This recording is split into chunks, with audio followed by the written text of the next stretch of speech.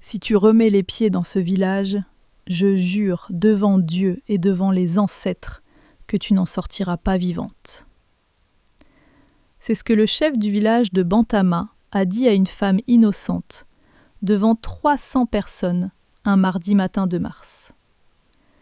Et cette femme, mes amis, n'avait rien volé. Rien du tout. Avant de continuer cette histoire incroyable, je vous demande une seule chose. Abonnez-vous à cette chaîne, activez la cloche de notification et mettez un like, parce que cette histoire va vous secouer jusqu'à la dernière minute. L'histoire commence dans le petit village de Bantama, à une trentaine de kilomètres d'Abidjan, en Côte d'Ivoire.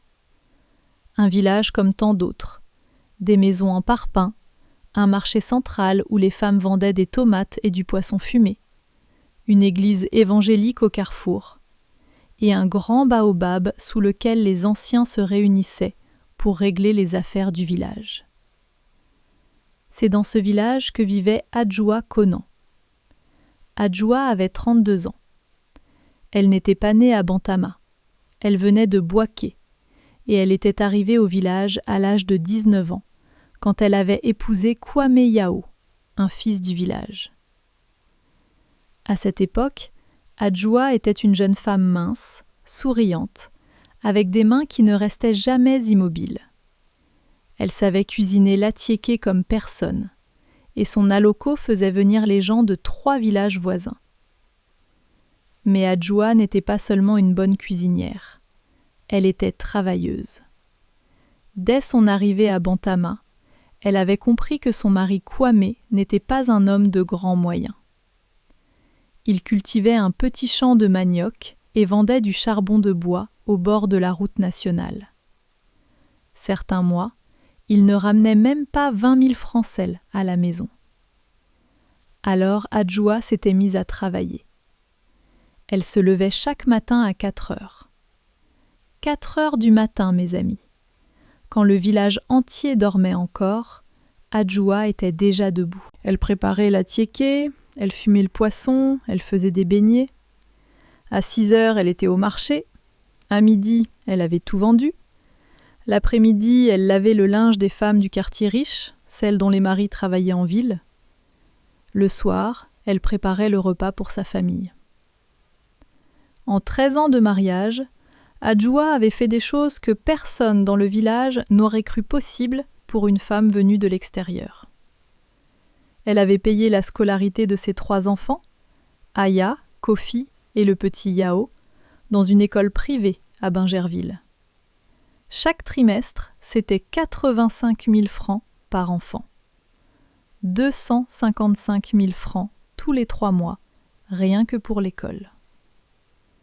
Elle avait reconstruit la maison de son beau-père quand le toit s'était effondré pendant la saison des pluies. 800 000 francs de sa propre poche. Elle avait prêté de l'argent à sa belle-mère, maman Aya, pour son commerce de pagne au marché. 300 000 francs. Jamais remboursés. Elle avait payé les frais d'hôpital quand la petite sœur de Kwame avait eu le paludisme. 120 000 francs en une semaine. Elle n'avait même pas hésité. Elle avait vendu ses 2 bagues en or, les seuls bijoux qu'elle possédait, ceux que sa mère lui avait donnés le jour de son mariage, pour payer la perfusion et les médicaments. Elle avait même contribué à la construction du nouveau toit de l'église.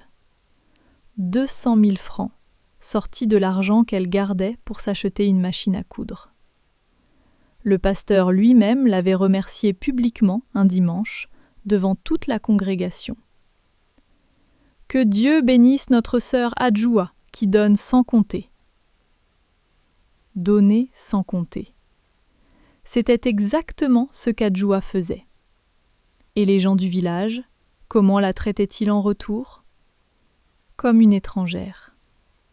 Toujours. Après 13 ans, après des millions de francs investis dans ce village, après avoir nourri, soigné, habillé la moitié de la famille de son mari, Adjoua restait la femme de Bouaké. Quand les décisions importantes se prenaient sous le baobab, personne ne lui demandait son avis. Quand les femmes du village se retrouvaient pour les cérémonies, elle était toujours assise au dernier rang. Quand les gens parlaient d'elle, ils disaient quad 3, jamais quad 4. Elle avalait tout ça. Elle avalait les regards, les murmures, les petites humiliations quotidiennes. Elle les avalait parce qu'elle croyait que le travail et la générosité finiraient par gagner le respect. Elle avait tort. Dans certains endroits, le respect ne s'achète pas avec le travail. Il se donne par le sang. Et le sang d'Adjoua n'était pas celui de Bantama. Et pendant ce temps, que faisait son mari Kwame? Kwame buvait. Pas tous les jours, non, mais de plus en plus souvent. Le koutoukou du village, la bière au maquis du carrefour, parfois même le vin de palme qu'il allait chercher chez le vieux Sékou. Et quand Kwame buvait, il parlait fort. Il se vantait. Il disait aux hommes du village que c'était lui le chef de sa maison, que sa femme lui devait tout, que sans lui, Adjoua ne serait rien.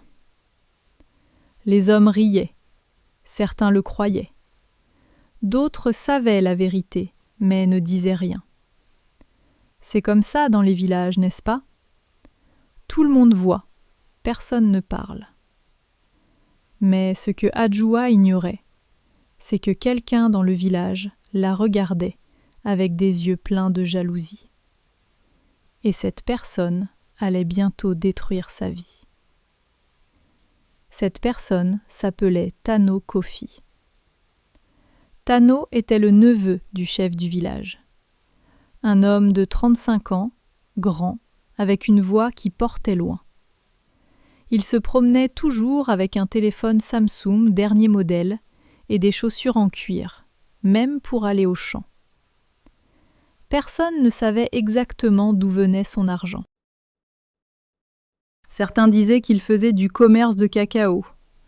D'autres murmuraient qu'il avait des __, quote, _ 5, _ à Abidjan. Ce qui était certain, c'est que Tano voulait devenir le prochain chef du village. Le vieux chef, Nana Kofi, était malade depuis des mois. Tout le monde savait qu'il ne passerait pas l'année. Et Tano se positionnait déjà. Il offrait des cadeaux aux anciens. Il payait des tournées de bière au maquis. Il parlait de moderniser le village, de faire venir l'électricité et l'eau courante. Mais il y avait un problème. Adjoua. Adjoua était la trésorière de la coopérative des femmes du village. Cette coopérative gérait une caisse commune de plus de 2 millions de francs CF. L'argent servait à donner des microcrédits aux femmes pour leur petit commerce. Et Adjoua tenait les comptes avec une rigueur de fer. Chaque franc était noté dans un cahier. Chaque entrée, chaque sortie, chaque remboursement. Et Tano voulait cet argent. Il avait besoin de fonds pour sa campagne, pour acheter les votes des anciens, pour financer les promesses qu'il faisait à tout le monde. Et la caisse de la coopérative, ces 2 millions qui dormaient dans un compte à la microfinance du bourg voisin, c'était une tentation trop grande. Tano avait essayé d'approcher Adjoua. Un soir, il était venu chez elle, avec un sac de riz de 25 kilos et 2 bouteilles d'huile. Adjoua avait accepté le riz. On ne refuse pas un cadeau au village. Mais elle avait compris. Elle connaissait les hommes comme Tano. Des hommes dont la générosité a toujours un prix.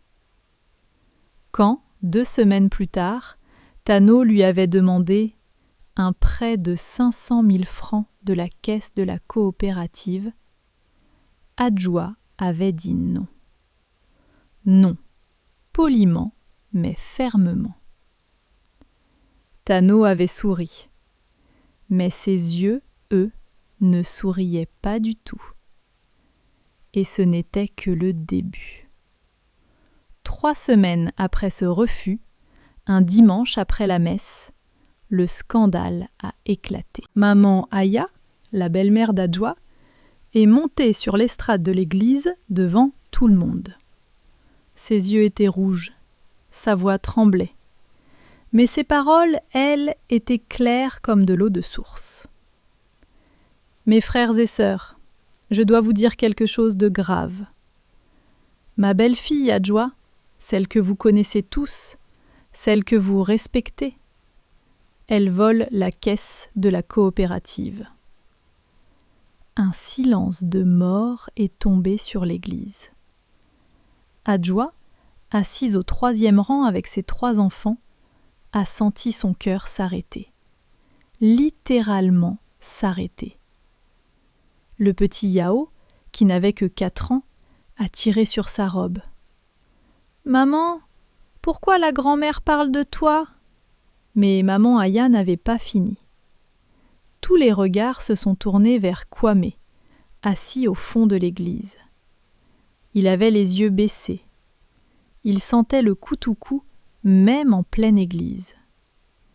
Et quand le silence est devenu insupportable, il a hoché la tête. Il a hoché la tête, mes amis. Son propre mari, le père de ses enfants, l'homme pour qui elle se levait à 4 heures du matin depuis 13 ans. Il a hoché la tête. Adjoa a voulu parler.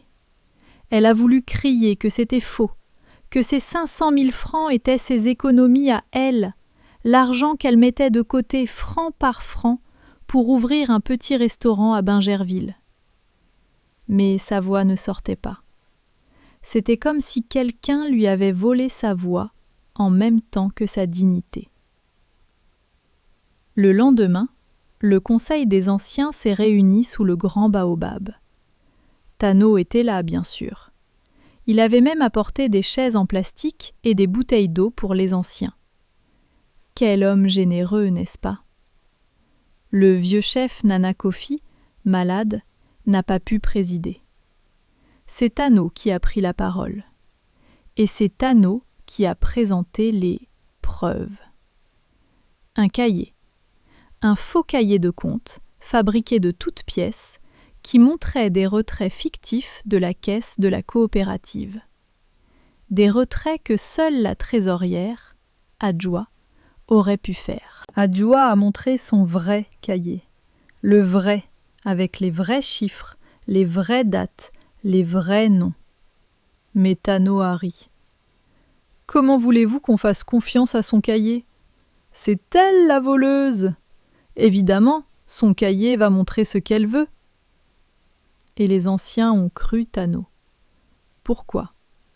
Parce que Tano était un fils du village, un neveu du chef. Et Adjoa? Adjoa était une femme, une étrangère, une femme de Bouaké qui n'avait pas de famille à Bantama, pas de clan, pas de lignage. Dans un village où le sang compte plus que la vérité, Adjoa n'avait aucune chance. Le verdict est tombé comme un coup près. Adjoa devait rembourser 500 000 francs à la coopérative. Elle était destituée de son poste de trésorière et elle devait quitter le village dans les 7 jours. 7 jours. 7 jours pour détruire 13 ans de vie. C'est ce jour-là que le chef a prononcé ces mots terribles. Ce n'était pas le vieux chef Nana Kofi qui avait parlé. Non, c'était Tano. Tano qui avait déjà pris le pouvoir avant même que le vieux chef ne ferme les yeux. Adjoa est rentrée chez elle. Elle a serré ses 3 enfants contre elle. La petite Aya, qui avait 11 ans, pleurait sans bruit. Kofi, 9 ans, serrait les poings comme s'il voulait se battre contre le monde entier. Et le petit Yao, 4 ans, ne comprenait rien. Il jouait avec un bouchon de bouteille sur le sol en terre battue. Cette nuit-là, Adjoua n'a pas dormi. Elle est restée assise sur le bord de son lit, les yeux ouverts dans le noir, à écouter les grillons et le vent dans les manguiers. Et c'est dans ce silence que quelque chose a changé en elle. Elle n'a pas pleuré, elle n'a pas crié, elle n'a pas maudit Tano, ni maman Aya, ni même Kwame. Non, Adjoua a pris une décision. Elle allait partir. Mais elle ne partirait pas comme une voleuse chassée dans la nuit. Elle partirait comme une femme qui sait exactement ce qu'elle vaut. Mais la vérité allait bientôt éclater. Les 7 jours que le village lui avait donnés, Adjoua les a utilisés avec une précision chirurgicale. Le premier jour, elle est allée à la microfinance du bourg voisin. Elle a demandé un relevé complet de tous les mouvements du compte de la coopérative depuis 5 ans. Chaque dépôt, chaque retrait, chaque signature.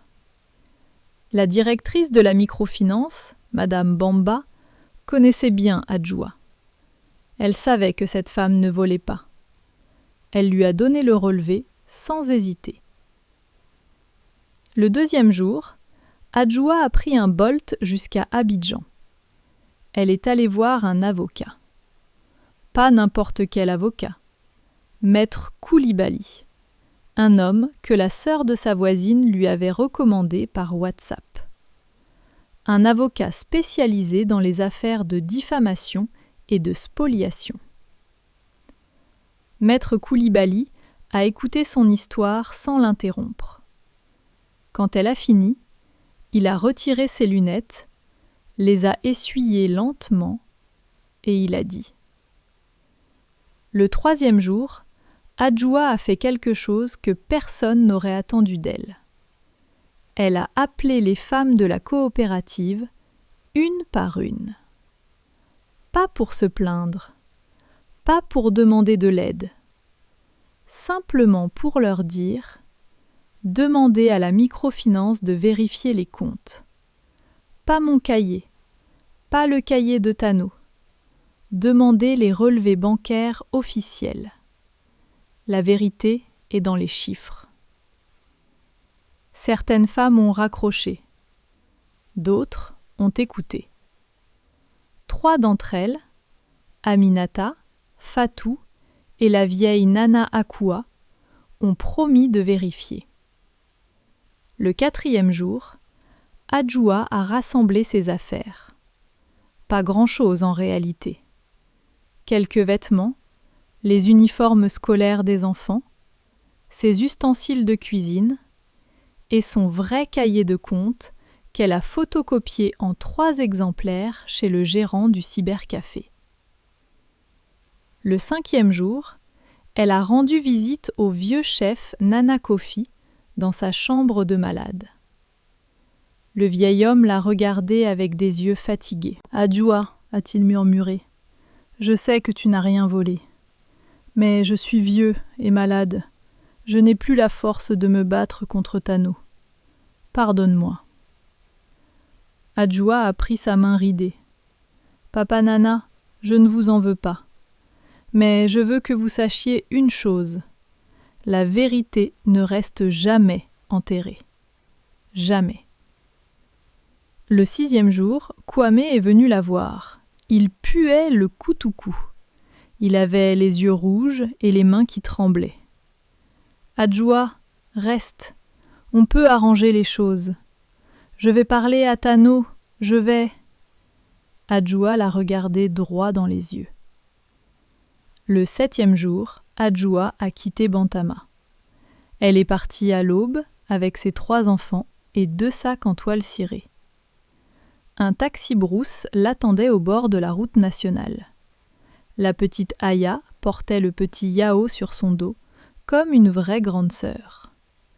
Kofi traînait les sacs, le visage fermé. Adjoua n'a pas regardé en arrière. Pas une seule fois. Elle est allée à Abidjan, chez sa cousine Mariam, dans le quartier de Yopougon. Mariam vivait dans 2 pièces, avec ses propres 4 enfants, mais elle a fait de la place. On fait toujours de la place pour la famille en Afrique. On pousse les matelas, on étend des nattes par terre, et on mange un peu moins pour que tout le monde mange. Les premiers mois à Abidjan ont été durs. Très durs. Yopougon, c'est le bruit. C'est les klaxons à 5 heures du matin. Les woro-woro qui passent en crachant leur fumée noire. Les vendeurs ambulants qui crient « Eau glacée! Eau glacée !» Les haut-parleurs des maquis qui diffusent du coupé-décalé jusqu'à minuit. Après le silence de Bantama, c'était comme vivre à l'intérieur d'un tambour. L'appartement de Mariam sentait le pétrole lampant et la friture. Les murs étaient si fins qu'on entendait les voisins se disputer, rire, prier, vivre. La nuit, sur sa natte posée à même le sol en ciment, Adjoua sentait les cafards courir le long du mur. Elle ne dormait presque pas. Pas à cause des cafards, elle avait l'habitude, mais à cause des pensées. Des pensées qui tournaient dans sa tête comme un ventilateur qui ne s'arrête jamais. Adjoua se levait toujours à 4 heures du matin. Mais maintenant, ce n'était plus pour préparer l'attiéké du marché de Bantama. C'était pour aller vendre des beignets devant le lycée de Yopougon. 50 francs le beignet. 100 beignets par jour, si elle avait de la chance. 5000 francs. Juste assez pour acheter la farine du lendemain et mettre un peu de côté. Parfois, il pleuvait. La pluie d'Abidjan, ce n'est pas comme la pluie de village. C'est une pluie violente qui transforme les rues en rivières boueuses. Les jours de pluie, Adjoua vendait à peine 30 beignets. Elle rentrait trempée, les pieds couverts de boue, le plateau sur la tête, l'eau dégoulinant le long de son visage. Ces jours-là, les enfants mangeaient du riz blanc avec un peu de sel. Rien d'autre. Le soir, elle faisait des ménages dans les appartements de la Riviera. Elle rentrait à 10 heures du soir, les mains rougies par le détergent, le dos cassé en 2. Mais elle ne se plaignait jamais. Jamais. Aya, l'aînée, aidait à la maison. Elle faisait la cuisine, s'occupait de ses frères, faisait ses devoirs sous la lumière d'une lampe torche quand le courant coupait. À 11 ans, cet enfant avait déjà les yeux d'une femme qui a vu trop de choses. Mais ce que Adjoua ignorait, c'est que la vie lui préparait quelque chose d'inattendu. Un matin, au lycée de Yopougon, une femme s'est arrêtée devant son plateau de beignets.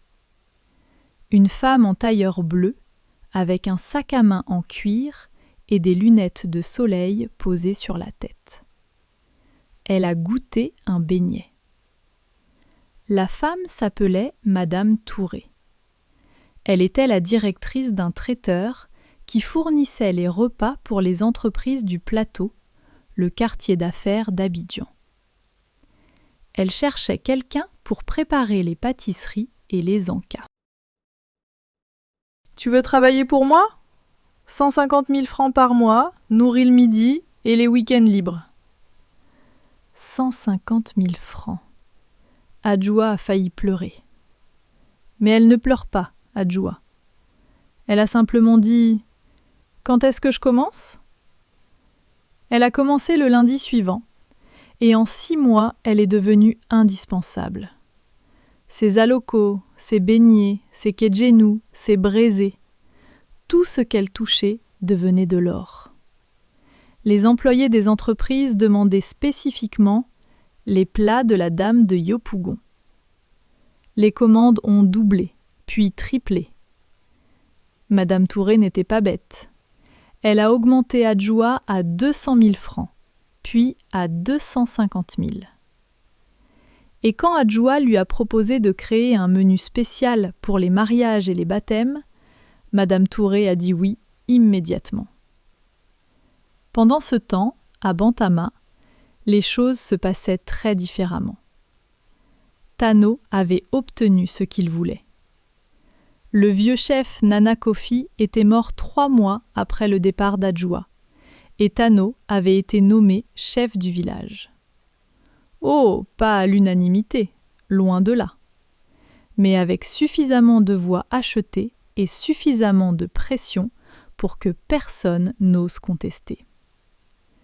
Et la première chose que Tano a faite en tant que chef, il a l'argent de la coopérative des femmes, les 2 millions de francs, pour financer des projets de développement du village, avait-il dit. Les projets ?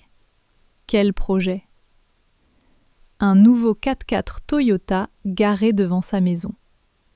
Des costumes neufs, des voyages à Abidjan pour des réunions, et une deuxième femme, une jeune fille de 20 ans qu'il avait installée dans une maison à Bingerville. Les femmes de la coopérative ont commencé à poser des questions. Où était l'argent ? Où étaient les remboursements ? Aminata, Fatou et la vieille Nana Akua se souvenaient de ce qu'Adjoua leur avait dit. Elles ont demandé, et ce qu'elles ont découvert les a glacées. Les retraits portaient la signature de Tano. Pas d'Adjoua, de Tano. Tous. Chaque retrait depuis le jour où Adjoua avait été destitué. Et même avant, un retrait de 300 000 francs fait le jour même où Tano avait présenté son faux cahier de compte. La vérité était là, noir sur blanc, dans les registres de la microfinance. Tano avait accusé Adjoua de vol pour couvrir son propre vol. Il avait utilisé Maman Aya, à qui il avait promis de l'argent pour son commerce, pour monter le faux témoignage. Et il avait acheté le silence de Kwame avec quelques bouteilles de Koutoukou et la promesse d'un terrain. La promesse d'un terrain. Le prix de la dignité d'un homme. Le prix de la famille d'un homme. Quelques bouteilles d'alcool et un terrain qui n'existait même pas. Mais Tano ne savait pas encore que les murs allaient s'écrouler autour de lui. À Abidjan, Adjoua avançait, silencieusement, méthodiquement, comme elle avait toujours fait. Après 1 an chez Madame Touré, elle avait économisé assez pour louer son propre local. Un petit espace dans le marché de Yopougon, juste assez grand pour une cuisine et un comptoir. Elle l'a appelé « Chez Adjoua, saveur de chez nous ». Elle se levait toujours à 4 heures du matin, mais maintenant, c'était pour son propre restaurant. Les clients sont venus. D'abord les voisins, puis les travailleurs du quartier, puis les gens qui traversaient tout Abidjan pour goûter son attiéké poisson braisé. En 3 mois, elle a embauché une assistante. En 6 mois, 2 de plus. Et chaque soir, après avoir fermé le restaurant, après avoir vérifié les comptes, après avoir embrassé ses enfants, Adjoua s'asseyait sur son balcon et regardait les lumières d'Abidjan. Et elle pensait à Bantama. Non pas avec amertume, mais avec la certitude tranquille que le temps fait toujours son travail. Maître Koulibaly, l'avocat, n'avait pas oublié Adjoua. Il avait déposé une plainte pour diffamation et dénonciation calomnieuse contre Tano et Maman Aya. Les relevés bancaires de la microfinance étaient la pièce maîtresse du dossier. Inattaquable. Indiscutable. La convocation du tribunal est arrivée un jeudi matin chez Tano, à Bantama. On raconte que quand Tano a ouvert l'enveloppe, une enveloppe marron, comme par hasard, ses mains tremblaient tellement qu'il a déchiré le papier en essayant de le sortir. le grand Tano, celui qui parlait fort, celui qui roulait en 4x4, celui qui se pavanait avec ses costumes et ses chaussures en cuir. Ce Tano-là avait les mains qui tremblaient, comme les feuilles d'un bananier dans la tempête. Mais ce n'était pas la seule enveloppe marron qui allait changer le destin de Bantama. Le jour de l'audience, au tribunal de première instance d'Abidjan, Adjoua est arrivée la première. Elle portait une robe simple, bleu marine, et ses cheveux étaient tressés en un chignon serré. Pas de bijoux, pas de maquillage. Juste la dignité d'une femme qui sait qu'elle dit la vérité. Tano est arrivé en retard, transpirant dans son costume trop serré. Maman Aya était avec lui, les yeux baissés, silencieuse. Kwame n'était pas venu. Personne n'avait réussi à le trouver. Il était probablement quelque part, en train de boire. L'avocat de Tano, un petit homme nerveux qu'il avait trouvé à la dernière minute, a essayé de plaider que l'accusation contre Adjoua avait été quote 35. Une erreur. Comme si on pouvait fabriquer un faux cahier de compte par erreur. Comme si on pouvait orchestrer un faux témoignage par erreur. Comme si on pouvait chasser une femme et ses 3 enfants d'un village par erreur. Maître Koulibaly s'est levé. Il a posé sur la table une grande enveloppe marron. À l'intérieur, il y avait tout. Les relevés bancaires de la microfinance montrant que chaque centime de la coopérative avait été retiré par Tano. Le vrai cahier de compte d'Adjoua, photocopié en 3 exemplaires, certifié conforme par un huissier. Les témoignages écrits d'Aminata, de Fatou et de Nana Akoua, les 3 femmes qui avaient vérifié les comptes. Et, cerise sur le gâteau, un enregistrement audio. Un enregistrement audio, mes amis.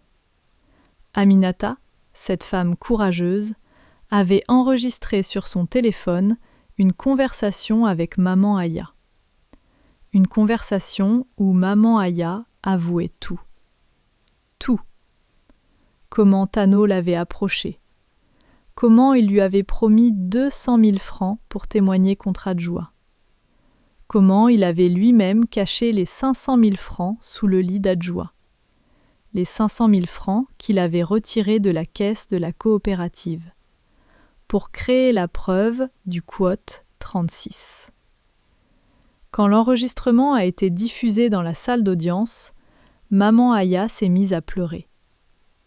Tano a essayé de se lever, mais son avocat l'a retenu par le bras. Et Adjoua ?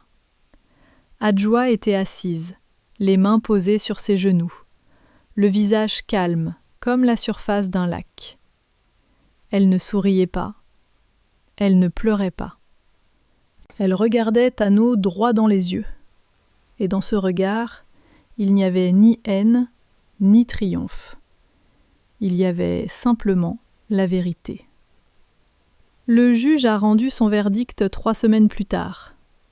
Tano a été condamné à 18 mois de prison avec sursis pour dénonciation calomnieuse et abus de confiance. Il devait rembourser l'intégralité des 2 millions de francs de la coopérative, plus les 500 000 francs d'économie d'Adjoua, plus 1 million de francs de dommages et intérêts pour le préjudice moral. 3 500 000 francs. Pour un homme qui avait déjà tout dépensé en 4x4, en costume et en deuxième femme. Maman Aya a été condamnée à 6 mois avec sursis pour faux témoignage. Et Kwame ? Kwame n'a pas été poursuivi. Adjoua n'avait pas voulu. C'est le père de mes enfants, avait-elle dit à Maître Koulibaly. La honte qu'il porte est une punition suffisante. Après le procès, Adjoua est retournée une seule fois à Bantama. Pas pour se venger. Pas pour se pavaner. Elle est revenue pour récupérer quelques affaires qu'elle avait laissées. Des photos de famille, le service en porcelaine que sa propre mère lui avait donné pour son mariage, et un petit mortier en bois qui avait appartenu à sa grand-mère. Le village était méconnaissable. Tano avait été destitué de son poste de chef. Les anciens, humiliés par le scandale, avaient nommé un nouveau chef, un homme discret et honnête du nom de Kwasi. La coopérative des femmes avait été dissoute, faute de fonds. Les femmes qui dépendaient des microcrédits pour leur commerce se retrouvaient sans rien. Le 4x4 de Tano avait été saisi par un créancier. Sa deuxième femme l'avait quitté dès que l'argent avait disparu. Elle était repartie chez ses parents, sans même lui dire au revoir. On raconte qu'elle lui avait envoyé un message WhatsApp. « Je ne suis pas venue pour les problèmes. Bonne chance. » Un message WhatsApp. C'est comme ça que Tano a appris qu'il était seul. De la même façon brutale et expéditive dont il avait chassé Adjoa. Tano vivait maintenant dans la vieille maison de son oncle, celle avec le toit en tôle qui fuyait quand il pleuvait. Il ne portait plus de costume, il ne portait plus de chaussures en cuir. Il portait les mêmes sandales usées que tout le monde, et quand il marchait dans le village, les gens baissaient les yeux. Non par respect, par gêne. La gêne qu'on éprouve devant un homme qui a tout perdu par sa propre faute. Les enfants du village, qui n'ont pas la politesse hypocrite des adultes, avaient même inventé une chanson. Ils la chantaient en jouant au ballon sur le terrain vague. Tano le chef, Tano le voleur, Tano qui dort sur le sol tout seul. Tano les entendait depuis sa fenêtre. Il fermait les yeux et serrait les poings. Mais il n'avait plus l'autorité de faire taire personne. Sa propre mère avait cessé de lui parler. « Tu as déshonoré notre famille », lui avait-elle dit.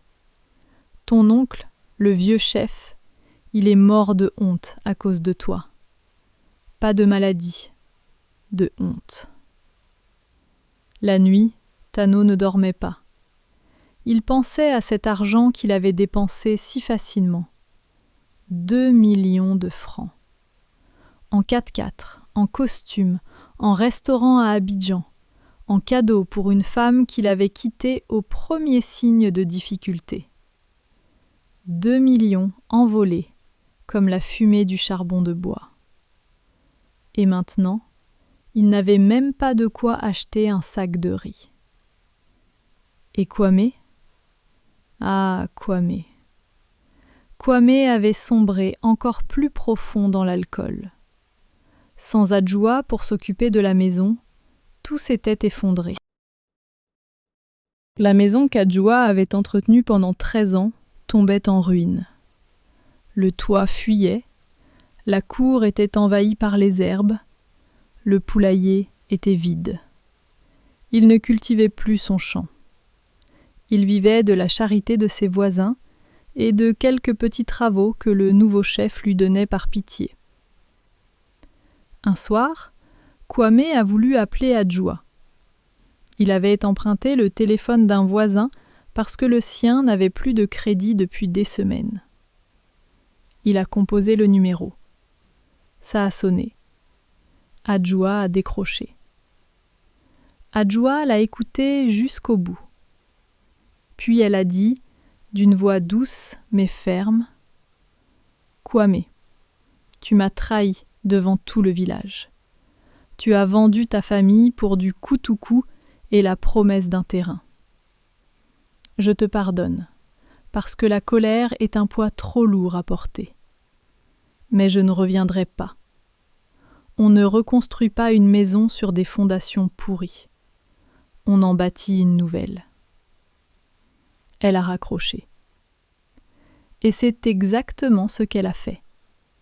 Elle a bâti une nouvelle maison. Littéralement. 2 ans après son départ de Bantama, Adjoa a acheté un terrain à Bingerville. Un vrai terrain, avec un titre foncier à son nom. Pas un terrain promis par un ivrogne, pas un terrain de village où n'importe quel chef peut vous expulser. Un terrain légal, enregistré au cadastre, avec des bornes en béton aux 4 coins. Elle a fait construire une maison. 4 chambres, un salon, une cuisine moderne, une terrasse. Elle a choisi elle-même les carrelages, blancs avec des motifs bleus. Elle a planté un manguier dans la cour. Et devant la porte d'entrée, elle a fait poser une plaque en bois gravée. La maison d'Adjoua, bâtie par la grâce de Dieu et le travail de mes mains.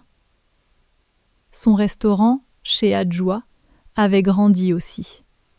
Elle avait maintenant 3 employés à temps plein et un 2e point de vente près du marché de Cocody. Le chiffre d'affaires mensuel dépassait les 2 millions de francs. 2 millions. Exactement le montant que Tano lui avait volé. La vie a un sens de l'humour particulier, vous ne trouvez pas ? Adjoua avait aussi ouvert un service de traiteur pour les mariages et les baptêmes. Les commandes arrivaient maintenant par WhatsApp. Elle avait un groupe dédié avec plus de 300 contacts. Les femmes s'envoyaient des photos de ses plats avec des emojis de flammes et de cœurs. Côte 45 était devenue une phrase de prestige dans certains quartiers d'Abidjan. Elle avait acheté une petite voiture, une Suzuki blanche d'occasion, pour livrer ses commandes.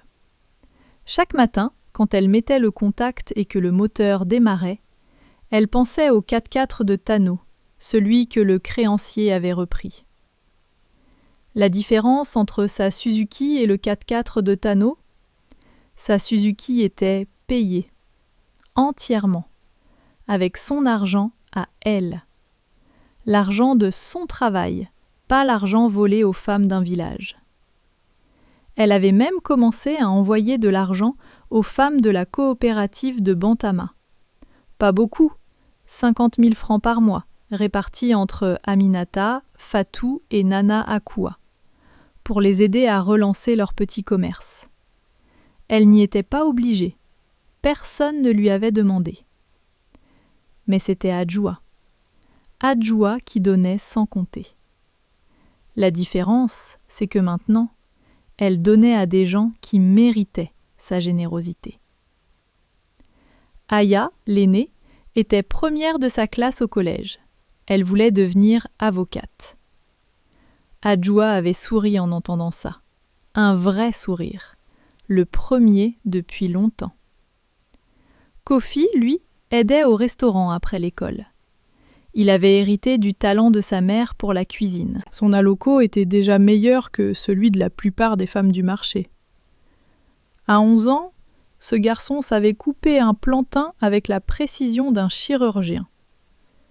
Et le petit Yao, 6 ans maintenant, allait à la maternelle en chantant tous les matins.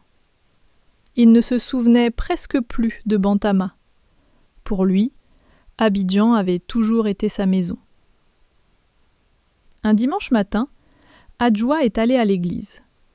Pas à l'église de Bantama, bien sûr. Une église à Bingerville, plus grande, plus lumineuse, avec un pasteur qui prêchait l'amour et non la peur. Après le service, le pasteur l'a appelée devant la congrégation. Les applaudissements ont résonné dans l'église. Et cette fois, Adjoua a pleuré. Pas de tristesse, de soulagement, de gratitude, de la certitude profonde que la vie finit toujours par remettre les choses à leur place. Quelques mois plus tard, Adjoua a reçu un appel inattendu. C'était Aminata, la femme de Bantama qui avait fait l'enregistrement audio. « Adjoua, tu ne vas pas croire ce qui s'est passé. Tano est parti du village. Il est parti dans la nuit, comme un voleur. Il doit de l'argent à tout le monde. Les anciens, les commerçants, même le pasteur. Et tu sais le plus drôle ? Il est allé à Bouaké, à Bouaké Adjoua, ta ville. Et là-bas, personne ne le connaît, personne ne le respecte. Il fait des petits boulots au marché. Lui, le grand chef de Bantama, il porte des sacs de ciment pour vivre. Adjoua a écouté en silence. Puis elle a dit « Aminata, je ne lui souhaite pas de mal, mais je ne lui souhaite pas de bien non plus. La vie lui rend ce qu'il a donné, c'est tout. » Elle a raccroché et elle est retournée dans sa cuisine. Il y avait de la tiéké à préparer, des clients à servir, une vie à vivre. Mes amis, cette histoire est terminée, mais les leçons, elles, restent. Première leçon. La vérité est comme l'huile de palme. On peut essayer de la noyer dans l'eau, elle finit toujours par remonter à la surface. Tano a cru qu'en chassant Adjoua, il enterrait la vérité. Mais les chiffres ne mentent pas. Les relevés bancaires ne mentent pas. Et le temps ne mente pas. Deuxième leçon. Ne sous-estimez jamais une femme qui se tait. Quand Adjoua a été accusée, elle n'a pas crié. Elle n'a pas supplié. Elle a pris ses documents, elle a consulté un avocat et elle a construit sa défense brique par brique, comme elle a construit sa maison et son restaurant. Le silence d'une femme blessée n'est pas de la faiblesse, c'est de la préparation. Troisième leçon. Celui qui creuse un trou pour les autres finit toujours par y tomber lui-même. Tano voulait la place du chef et l'argent de la coopérative. Il a obtenu les deux. Et il a perdu les deux. Plus sa réputation, plus sa femme, plus le respect de tout un village. Il a tout perdu parce qu'il a voulu prendre ce qui ne lui appartenait pas. Et vous, mes amis, connaissez-vous une Adjoua dans votre vie? Quelqu'un qui donne tout et qu'on traite comme rien? Quelqu'un qu'on accuse à tort parce qu'il est plus facile de blâmer l'innocent que de confronter le coupable? Dites-le moi dans les commentaires. Partagez votre histoire. Et si cette vidéo vous a touché, abonnez-vous à notre chaîne. Partagez-la avec quelqu'un qui a besoin de l'entendre.